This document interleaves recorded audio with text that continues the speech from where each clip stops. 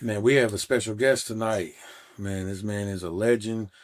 He's been rapping, not to date you, but you've been rapping for over 30 years. Man, Uh you've been a part of some of the most iconic hip hop albums to ever come out and some pop albums. that's what's up, boy. Uh and we have the legendary 6'2" in the building. Man, appreciate y'all having me. You far too kind. You know what I'm talking about?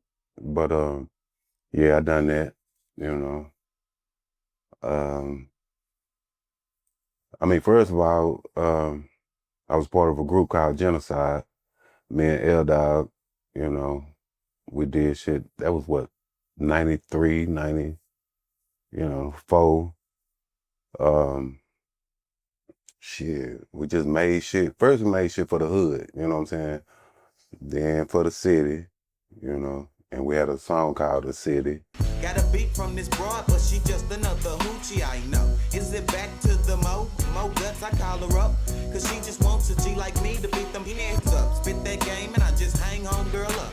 That's all I need to know if she done told me we gon' Which Greg Street, started fucking with it first. A lot of motherfuckers like Mean Green from Houston, he was fucking with it, but Street, the one that really kind of started putting the shit in rotation. So yeah, man, dog, shit just, cooked up shit for motherfuckers that was going through the type of shit we were going through, you know. Yeah, the one thing that I could say, especially about that first Genocide album, that came out what, 94? Yeah. Yeah. It's still relevant today. What y'all were talking about. So let me ask you, what was the genesis of that album? Like I know there was a reason and there was a point for the name and for that album. So what made y'all want to do that album at that time with the name Genocide as your group? Well, it was like shit, it was a lot of black on black crime shit going on, gang shit, so it really was like genocide is the destruction of one whole race. So like shit, we killing each other anyway, so yeah, we might as well rap about it, you know what I'm saying? So it just was kind of like some shit to kind of give a motherfucker the ins and outs of the shit, you know what I'm saying? Yeah, we do this and do that, but on the other end, we need to stop because we fucking each other over. So it kind of was like a way to do what we do, but give a motherfucker some light to kind of see that, yeah, it ain't like that's just what we went through, but it ain't like we love that shit.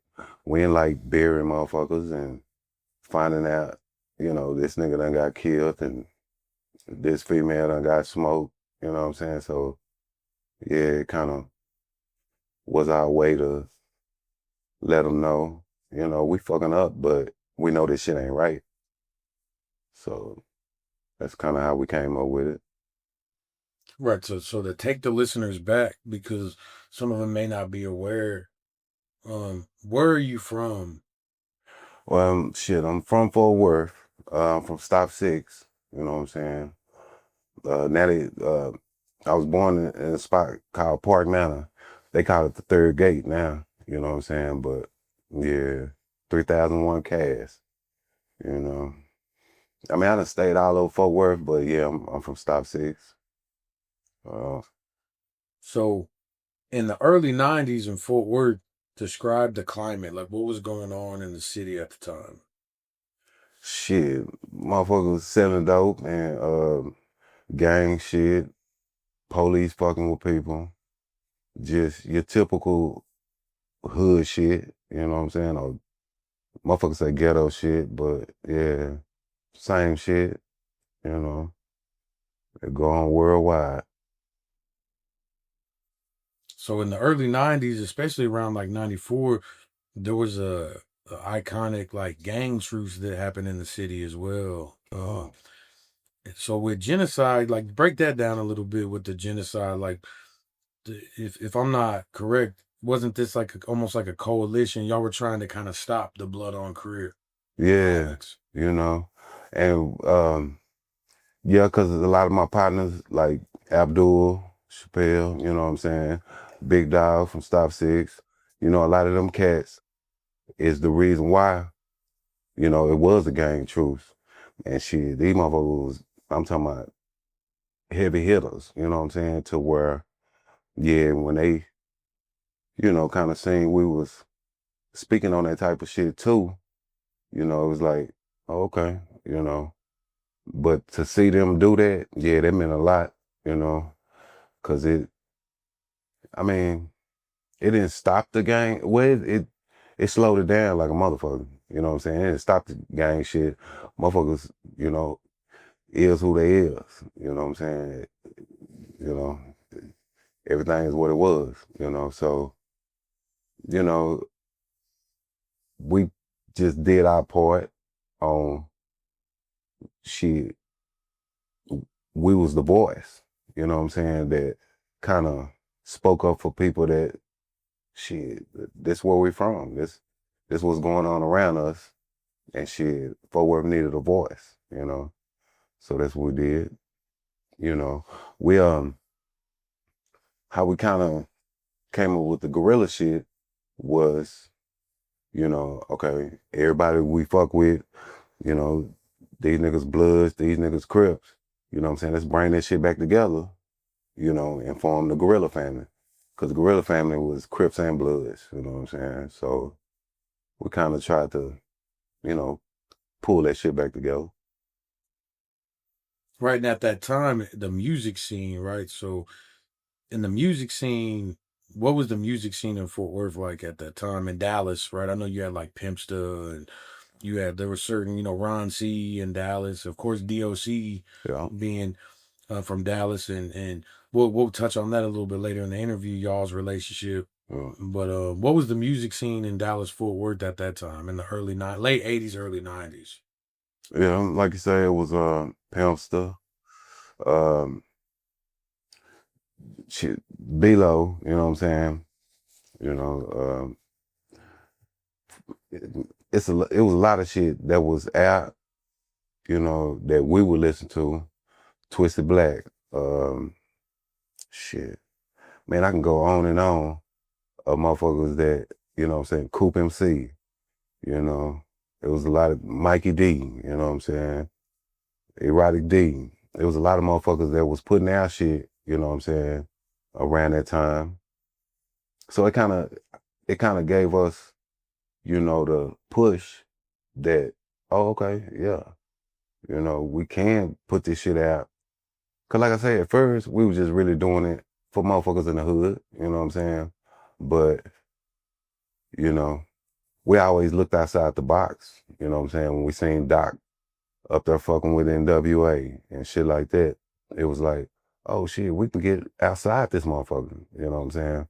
So yeah, it was motherfuckers doing their goddamn thing, you know, and shit. We just wanted to make sure we got in where we fit in at, you know.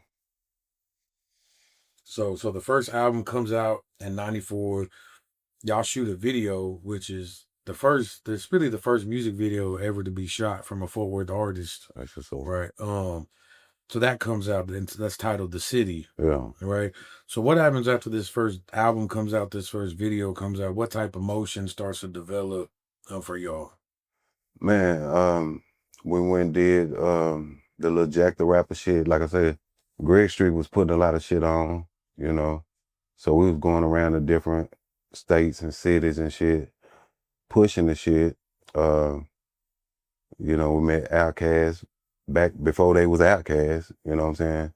Um, shit, Jazzy Faye, you know, it was a lot of, it was a lot of inspiration with what we was doing. So it kind of shined a light on the city to where they was like, oh, damn, these motherfuckers from here.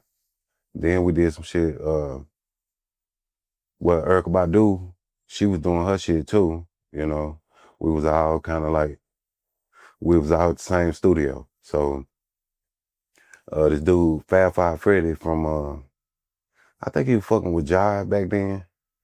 Nah, that's a whole nother situation. But Jive Records came down here and wanted to fuck with us. We didn't take the deal. They started fucking with Crucial Conflict, but you know, a lot of big name record companies and shit came down here to fuck with us. And like I said, Urkel was the first one to get a deal, you know. And shit, you know what I'm saying? It just everybody was doing their goddamn thing. And it just shined a big light on the Metroplex, period. You know what I'm saying? On DFW, you know. But shit, coming from Fort Worth, everybody used to be like, man, y'all from Dallas, y'all from Dallas. And I used to always be like, nah, we 30 minutes from there, you know what I'm saying? We from Fort Worth, you know. And at Fort Worth, you know. But then as we started doing shit, they were like, you know, like, oh, okay. Yeah. They just call this motherfucker Baby Compton, you know what I'm saying? So yeah, because there was a huge West Coast influence, right? Or there was a huge Southern influence on the West Coast, however you want to look at it. Yeah, a little bit of both, you know what I'm saying? Because, shit, a lot of my family members from Compton, you know, or South Central, you know, but yeah, it kind of, you know, it was the same kind of shit, you know what I'm saying? Because a lot of motherfuckers that's on, you know what I'm saying, out west, they from down here anyway, you know what I'm saying? They might be from Louisiana or they might be from, Wichita Falls. You know, some of my kinfolk is, I'm talking about, shit, yeah, some of the motherfuckers that, you know, motherfuckers from LA really fuck with, and they Southern cats, you know what I'm saying? They Texas boys or shit, just down south, period. Okay, so 94, the album comes out. So your second album with Genocide, that comes out, what, at 97? Like 96, 97, yeah. Mixed Up Murder.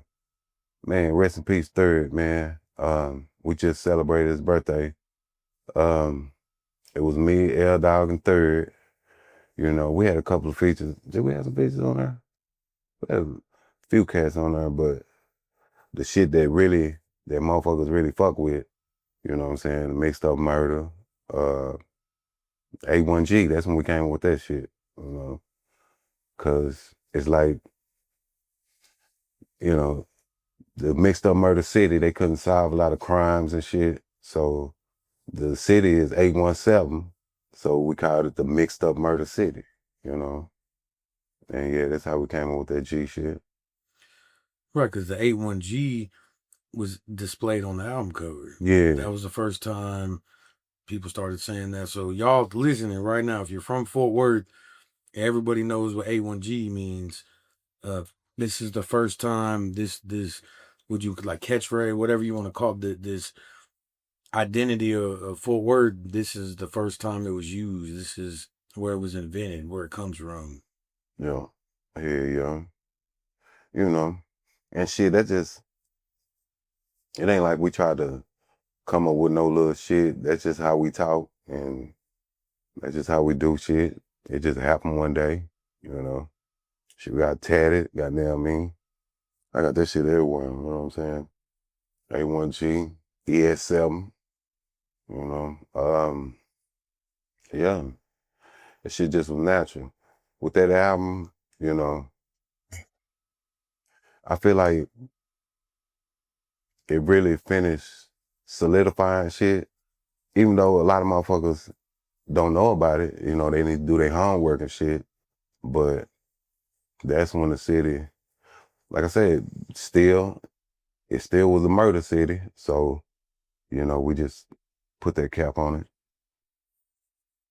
Right. So 97, the Mixed Up Murder album comes out. What's the reaction to that album? Man, motherfuckers was waiting. So I guess they felt revived on, oh, hell yeah, these motherfuckers got some new shit, you know. And then to add Third to it, just kind of enhance what we was doing. You know what I'm saying? Because, shit, like I said, the whole little clique was like I said, Crips and Bloods, you know what I'm saying? But like I ain't never bang, you know what I'm saying? Dog ain't never bang. We came up with the gorilla shit, but motherfuckers they always thought I was Blood and thought he was a Crip.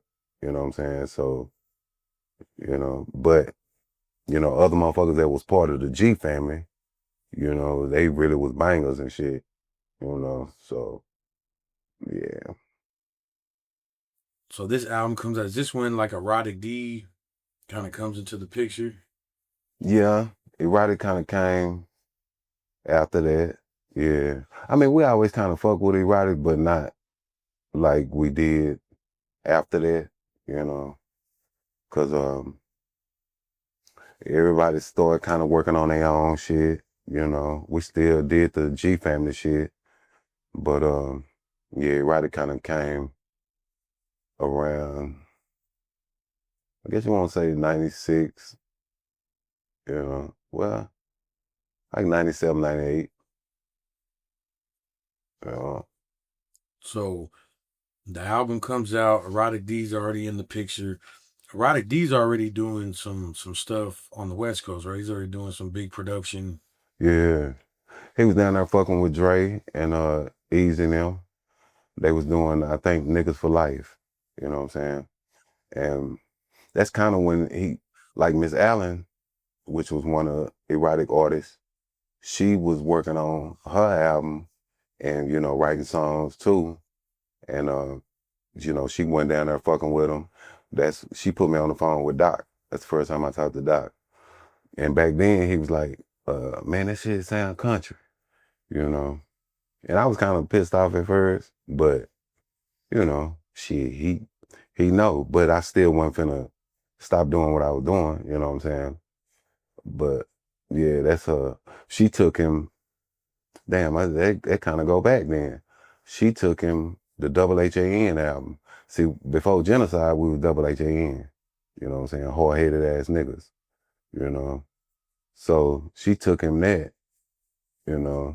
he heard it and shit. But then, like I say, fast forward, once, I started fucking with Erotic and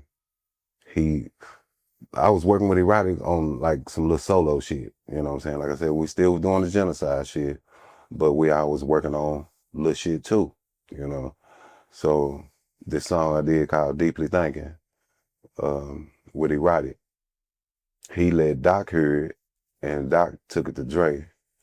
And Dre was like, man, we need to get him down here to work on some shit. That's what I was told, you know what I'm saying? So yeah, that's when that shit started kind of moving to the West Coast.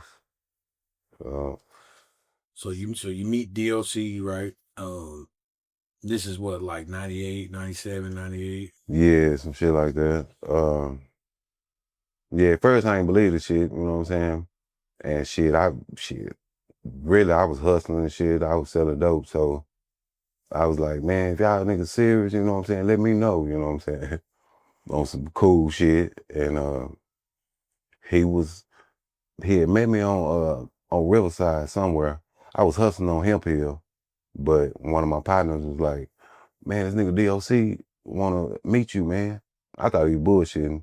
So shit, I put my little shit up and get in the car with him and go to Riverside, and he was really there, you know what I'm saying? And he was telling me, yeah, man, Roddy, let me hear your shit. Shit, we're trying to, work on some shit with you. And I was like, still with that cool shit. Man, shit, well, just let me know when y'all niggas serious. Woo, woo, woo, shit. Other than that, you know where to find me, So I go back to the hill and shit, probably in like 2-3 weeks, they hit me and was like, man, shit, we need you to do this. Erotic came to me with the paperwork, and, was like, man, they want to work with you, you got to do this, do that. So, yeah, shit just started going up from there. Okay, so then when you first get out to LA, what's going through your mind? Like you're coming from Fort Worth, you know, you're used to a little bit. You've been performing, right? You've met Outkast, right? You probably seen what they started to ascend to. Been around Jazzy Faye, you was around Erica Badu, so you're not green to it. But you get out to L.A. and you're sitting there with Dre and Snoop and every. So how did you feel when like you get off the plane and you're in L.A. and you're going to what was it like Can-Am Studio or Sonar Studio? Well, we went to damn, what it was? Shit, Larrabee Studio. I forgot. Santa Monica, some shit like that. I'm thinking so. Um, Man, it was surreal. It was a trip. That oh damn, these niggas really fucking with me. You know what I'm saying? And the shit really didn't done on me until like a little later. But yeah, at first I was just enjoying being out of Fort Worth, for one. Two, the fact that they was fucking with me like that, yeah, that meant a lot, you know. Um, so it was a bad motherfucker. Uh, Yeah, it was a life-changing experience, you know what I'm saying? Uh, So you get out there and you're out of Fort Worth, you're up there fucking with Dre. Does everybody back in Fort Worth know like that you left to go deal with Dre, or are they finding out? Like, was it a surprise to them when they seen you featured on the album? They started seeing you. You started appearing in music videos first, right? yeah, I did this dude named Shay Shiesty. I was really like a cameo, you know what I'm saying? It was a song he did with Corrupt and Nate Dogg. I was in that video. Um, yeah, it's just like we was working on Dre shit, you know what I'm saying? I was working on my shit too while I was down there, but it was really about Dre shit. But yeah, everybody, you know what I'm saying? The motherfuckers that did know, ah man, he went to LA, you know, they knew about it. But once that shit started leaking and shit and the city started hearing it, yeah, I started getting a lot of calls and shit. Like my brother didn't believe the shit. I was like, man, Dre fucking with me, man. Woo, woo, woo. And then, you know, time kind of go by, and then I go down there, and then I was like, I'm in the studio now. You know what I'm saying? And I put Dre on the phone with him, and he was like, damn, this nigga for real, like a motherfucker. So yeah, like I said, it took a minute for me to just really focus on, oh damn, this shit happening for real. Uh,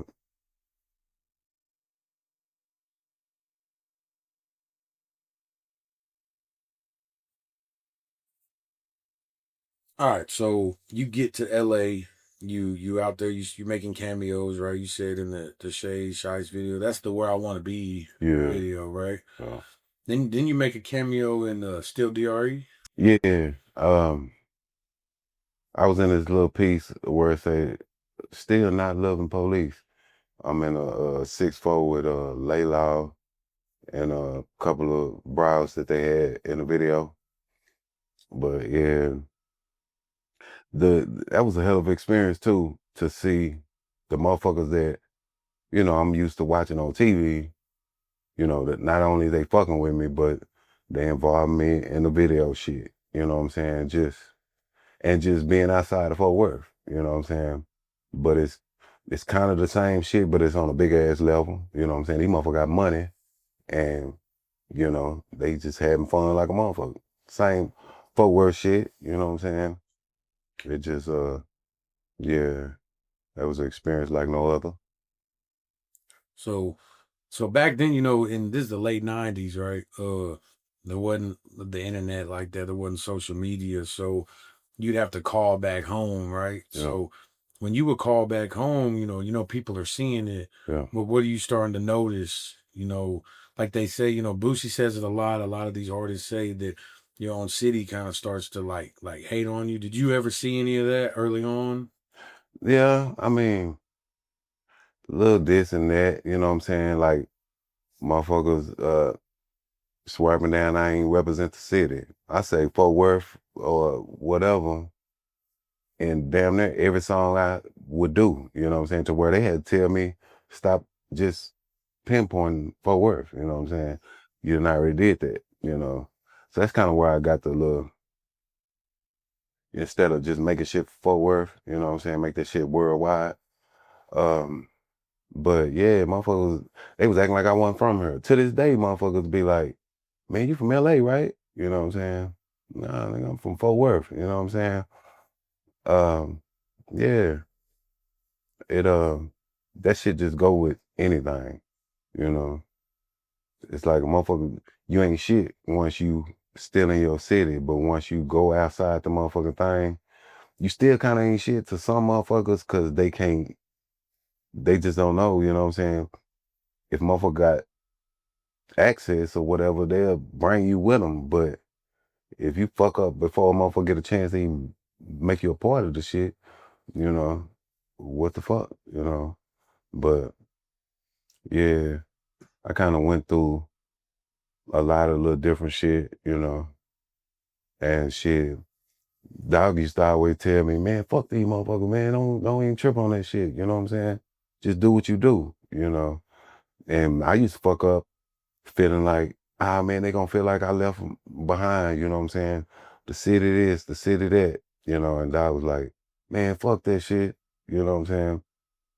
And I would still bring my ass back to Fort Worth, you know, trying to make sure everybody know that I'm still, I'm still human, you know what I'm saying? Ain't like I'm no motherfucking uh whatever the fuck, alien or no shit like that, you know what I'm saying? But yeah, motherfucker, that come with the game, you know what I'm saying? Uh, my advice to a motherfucker that go through that shit, man, fuck that shit. Everybody gonna be here when you get back. You know what I'm saying? Do what you do and shit. Don't look back. Cause you'll turn to a pillar of solid. I'm telling you. No, for sure, for sure. Um, so you starting to see a little bit of hate, and you're just being seen in some videos. So what had so how does the 2001 project come about? Um, well, Dre was working on the album. It wasn't gonna, I don't even think it was gonna be the Chronic. You know what I'm saying? Till I came down there and started fucking with him. And then Snoop, you know what I'm saying? Snoop was already fucking with him, but it's like, I mean, everybody, Nate, everybody started coming together, doing the shit with him, you know. He was like, fuck it, we're gonna go and make another Chronic, you know. I don't know what it was gonna be, but that might be a rumor, hell, I don't know. But yeah, it's kind of,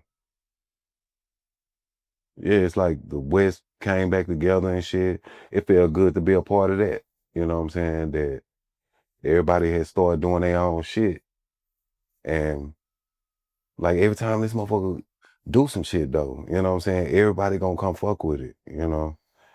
And shit, to be a part of that shit was a bad motherfucker, man. And I'm thankful to be able to put my footprint in that part of history.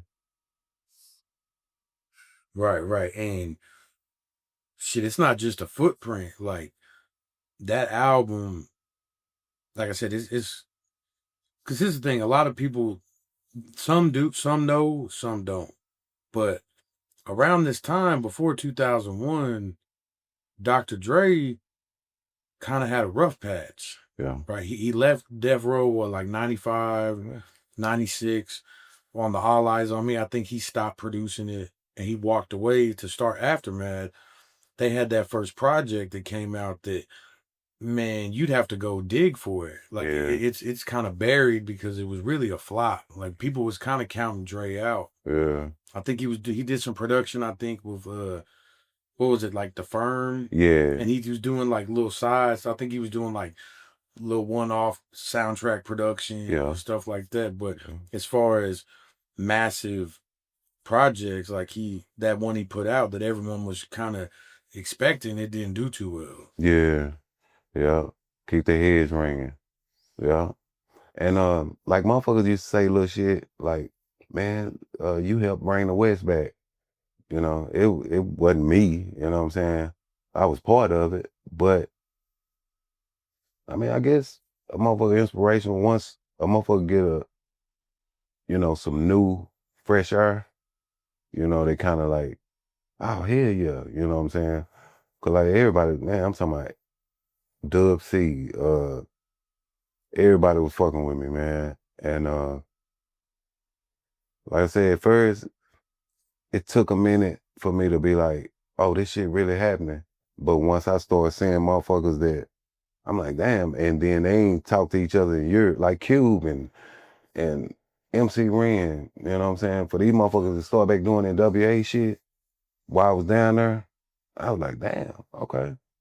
You know, shit, the shit with Eminem, you know what I'm saying?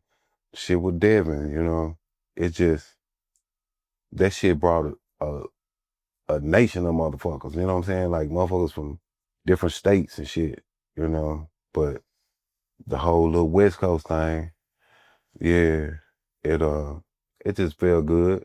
It felt like on some DOC shit, you know. That's so you mentioned Eminem. Real quick, man, give the listeners uh an interesting, wild, or crazy Eminem story. Eminem story. Well, when Dre came to me and was like, man, I found this dude CD in Jimmy Iovine garage. I want to let you hear it, you know what I'm saying? And he'll play it and shit. And I'll be like, man, that nigga jamming like a motherfucker, And he'd be like, he'd just say, there ain't no nigga, And then shit, a couple of days go by, we go back to the studio, and I'll be like, man, play that shit for Snoop, man. Let him hear that shit you let me hear. He play it again. And I'll be like, man, ain't that nigga jamming like a motherfucker? And then he still be saying, man, ain't no nigga, man. And one day he say, man, it's a white boy. I was like, I paused, you know what I'm saying? I was like, shit, that nigga still jamming like a motherfucker. He was like, man, yeah, man, he gonna be down here, you know what I'm saying, like a week or so.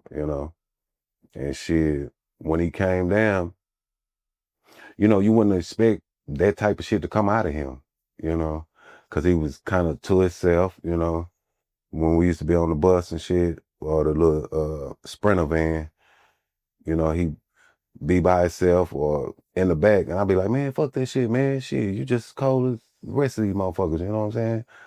And he started coming out his shell, and shit, I'm talking about in like a month time, this motherfucker was the biggest thing in America, you know?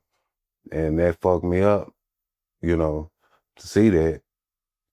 But I knew, you know what I'm saying, fucking with Dre, you know what I'm saying? It's inevitable. But yeah, cool dude, man. Yeah. So we got to get to the 2001, the most important part. So to me, and I'm probably not the only one that feels this, I think the best track on that album was definitely Explosive. And you definitely had the best verse on the best song on the most important album that's came out in the last, 30 years. That's crazy. I mean, and you did it all over the album, not just on one song. But just to pinpoint that, Explosive is one of them songs that, man, I've heard it in arenas. I've heard it at Mavericks games. I've heard it at Laker games. Right. You hear it in Cowboys games. Like that song is played, even the beat, the instrumental, like when you hear it, everybody's heard it. Yeah. And it's always kind of getting a new life of its own, man. TikTok will come out and it spins back up again. YouTube Reels, like that's one of them songs that before you know it, you're gonna see it in a fucking Kia car commercial. I mean, it's one of them songs that will forever be iconic.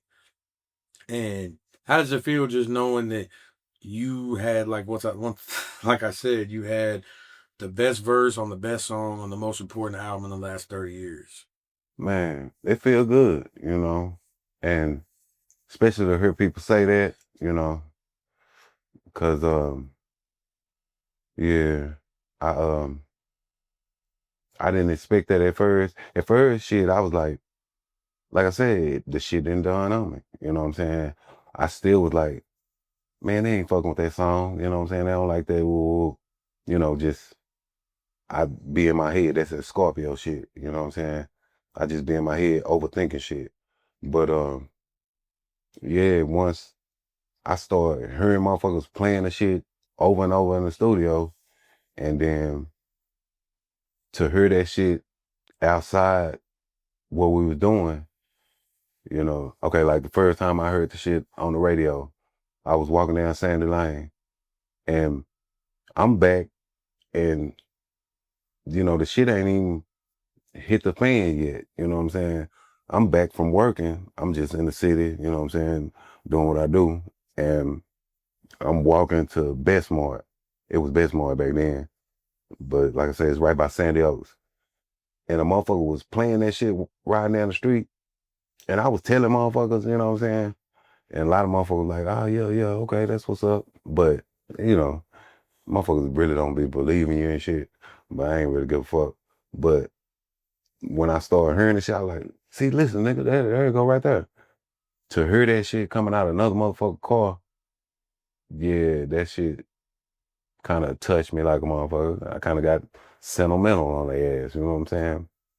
But yeah, it's a good feeling, and I'm just glad to be a part of that shit. One. But yeah, glad I was able to showcase my skills or whatnot. So the album drops and everything happens. Like you said, everyone's listening to the album. I mean, it takes off. Like it's one of them albums that to this day is still selling. It's still charting on the Billboard charts today. That shit crazy. What, 27 years later, 28 years later. That's crazy. This is the main question I want to ask about this time frame. You mentioned about the hate before. Yeah. What happens when this album comes out? Like, I know you probably had a lot of people like, man, I'm so proud of you and I'm happy for you. But I'm sure you had a lot of people expecting handouts and the same shit you hear from almost every big artist, right? Like when you kind of make it big, Yeah. or at least the perception Yeah. that you made it big, everybody, it's like the ink on the check ain't even dry yet, and people were like, man, buy me a house and buy me a car. Did you experience some type of stuff like that? Yeah, I mean, motherfuckers think you got all this type of money and shit, Yeah, you getting some little shit here and there or whatever, but see with me, I still had a lot of little shit I had to iron out, you know what I'm saying? Like I had to pay lawyers for shit, you know what I'm saying? I had to keep somewhere to be, you know what I'm saying? Yeah, motherfuckers be expecting shit that, shit, let me get me right first, you know what I'm saying? And they don't be understanding that shit, because once that type of shit kick in, yeah, that's when the shit go up, because you got to pay a motherfucker to keep your business right. You got to pay a motherfucker to make sure you ain't getting fucked over. You know what I'm saying? Just all kind of little shit, And motherfuckers just really don't be understanding that shit. I ain't understand the shit. A lot of shit just went on. And once it started, making a head to the shit, then I was like, damn, I need a lawyer for this shit. You know what I'm saying? Like the paperwork shit. You know what I'm saying? I signed the shit with erotic, not knowing that it was some shit in that. You know what I'm saying? So yeah, that kind of shit gonna go on. So what would you say, even then or even now, what would you say is the biggest perception that people have that they're wrong about you? Shit, what happened? The whole little shit. Like, man, I heard some weird shit. A bitch told me that they say this thing go right because a motherfucker put a pile of dope on the table and $1 million and you chose the dope. Bitch, please. You know, if that was the motherfucking case, bitch, I would have got the money and sold the dope, you know, because I done always sold dope, you know what I'm saying? And, you know, just to be what you call it, shit, I ain't ashamed of the shit I done been through, you know what I'm saying? So I snorted just as much dope as I sold, you know what I'm saying? Not just as much, but shit, it ain't too goddamn far. But yeah, man, motherfuckers say all kind of shit, you know what I'm saying? That was the whole little shit that I was on heroin and all this old shit. Nah, bitch. I mean, every time I went down there, I would go cold turkey and quit fucking with it, you know? But every time I came back to Fort Worth, I had to keep me somewhere to go. Like I said, at first, that shit didn't even dawn on me that they was fucking with me like that. It took one day for Dre to be like, man, why you keep leaving, you know? And I was like, shit, man, I got to keep me somewhere to stay. Because when y'all through fucking with me, I got to come back to this motherfucker. You know, and he's like, man, shit, you ain't got to go back, you know. But shit, by then, you know, shit, I'm already used to coming back to this motherfucker, keeping my place, you know what I'm saying? Like, I had a spot damn near everywhere, you know what I'm saying? But, yeah, I done heard all kind of shit. And like I said, I don't be giving a fuck about none of that shit, because a motherfucker don't really know me, you know what I'm saying? Yeah, it's gonna be stories and shit and all kind of little different shit, but yeah, motherfuckers don't really know me. And the motherfuckers that do, that she was right there blowing with me, you know, that's just what we did.